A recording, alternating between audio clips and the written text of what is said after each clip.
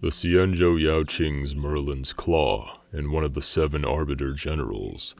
Unconventional and straightforward, she exudes effortless charm.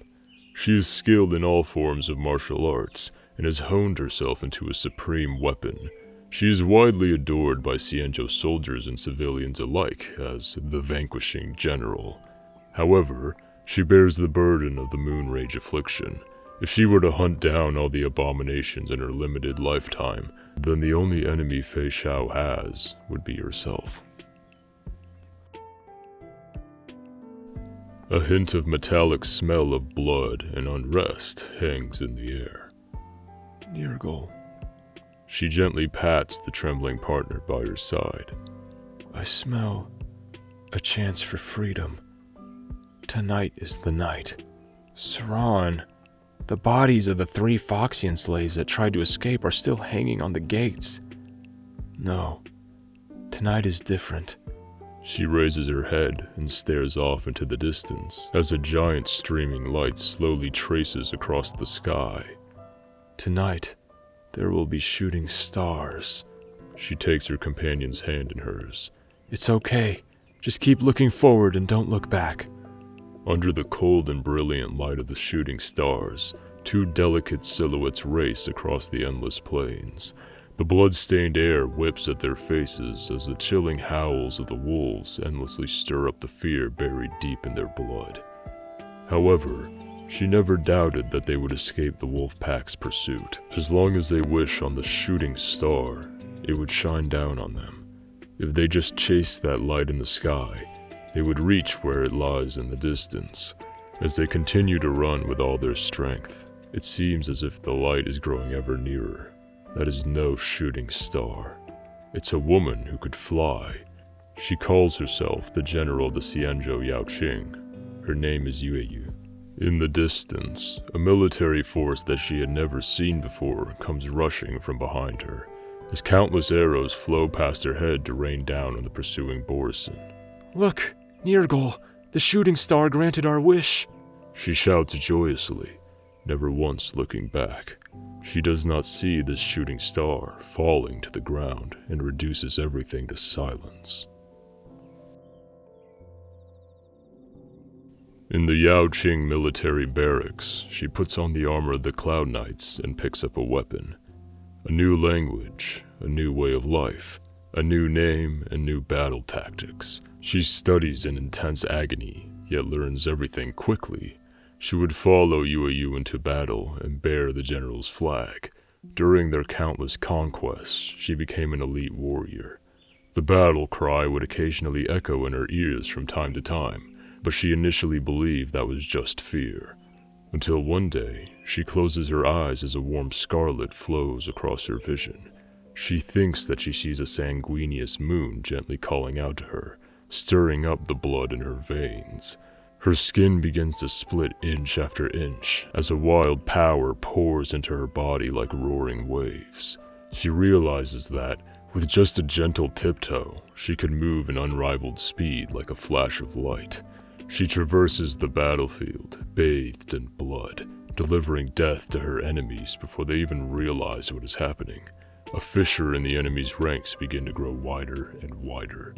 As the long battle continues under a rain of blood, her movements seem to grow only faster. No one could hope to match her speed. Fear. That is what she sees in the eyes of her enemies. All that she feels in her body is intimidation and rage. When she regains her senses, she looks back on the path she has covered to see only Borison corpses behind her, piled higher and higher. The Yaoqing soldiers are looking at her from a distance, their eyes filled with surprise, admiration, and also fear. She collapses to the ground. When she wakes up, Yueyu sits alone by her bedside as muffled voices reach her ears from outside the tent. Didn't you see that she had no tail? That's a bit too... Is it natural? That's an awful shame. She used to be a Borison war slave, after all. Explains her raw ferocity. You couldn't tell that she was in a moon rage? I was about to wet myself at the sight. Thought she couldn't recognize anyone. But if it wasn't for her, we might not have been able to win so easily this time. She realizes that these voices will likely follow her for the rest of her life. She had once returned to her old home of Cooler.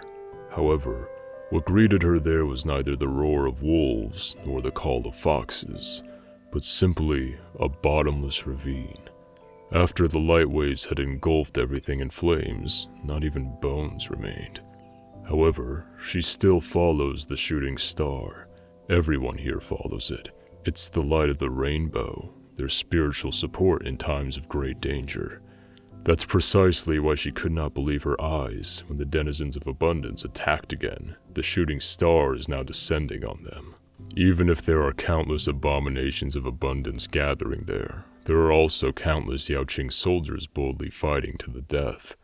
Yet the sound of the shooting star splitting the skies grows ever closer, like the footsteps of death itself.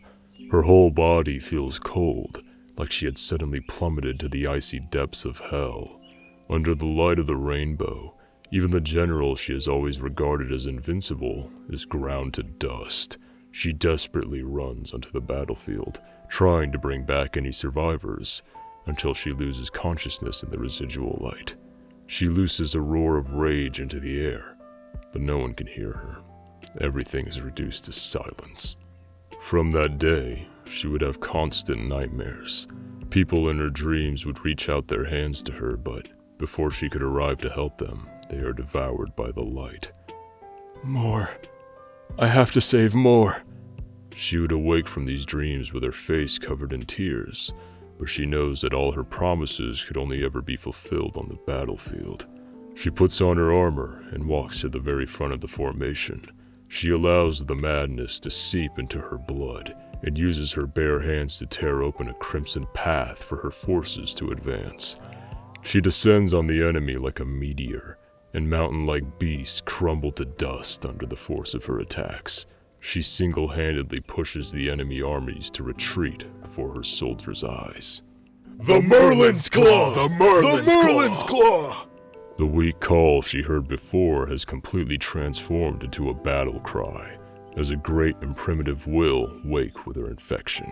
She stands still among the rain of blood and roars out in a berserk rage. I promise you all, one day I will be faster than the Rainbow's Lux Arrow. One day we shall no longer have to witness the falling of shooting stars. On that day, in that rain, she is reborn and recast in blood and fire.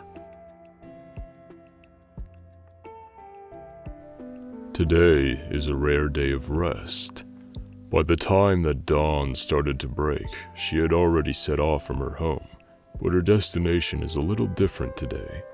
Today is the day of her periodical health inspection.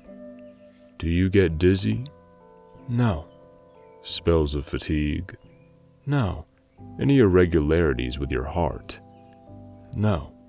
The Foxian doctor furrows his brows. General, with all due respect, if everything were as normal, these reports of yours would be sheer nonsense. You and I both know that the consequences of moon rage are becoming more frequent and pronounced. All I can do is try my best to slow it down. So? But it is all just a matter of time. I fear that, in the future, you will completely lose yourself. Never, Tura. She smiles. You are responsible for curing me, and I am responsible for curing war. We promised that we'd both give our all to these roles. After receiving her medication, she deliberately takes a long route home across a quiet and secluded path. On the other side of the wall, she can hear the bustling and excited sounds of people in a packed market street. The calls of vendors and the laughter of children rise and fall. What a wonderful time this is, she murmurs to herself. Suddenly, a yellow bell resonance system notification begins to ring in her ears. We have secured a resounding victory against Taste-Aid abominations. We have secured a resounding victory against Sakinchadu abominations thanks to the IPC's assistance after initial setbacks. We have secured a resounding victory in the Battle of Gordo. Before her life ends, she will hunt down every one of her nemesis. until the day that moon rage turns her into a truly feral beast that cannot tell friends from foe, until the day when the arrow of the hunt will pierce her own heart. Pitiful, laughable slaves. The denizens of Abundance's legions come crashing upon the border like an avalanche, with Lupatoxin rushing toward the verdant knights like a tide, trying to arouse the deep-set fear hidden in the soldiers' hearts. Illusions of dread came forth, striking the wills of the warriors, compelling them to drop their blades and be seized by hesitation. But the front remained stalwart, like a bronze wall, unstirred by the Borison's disdainful words. From among the soldiers, a single figure saunters forth. She moves her body at a slow pace, and the flags behind her rustle under the unseen killing intent. The General. It's the General! General Feixiao! The Merlin's Claw! These small cheers and calls then come together into a thunderous battle cry. Always soaring! Forever triumphant!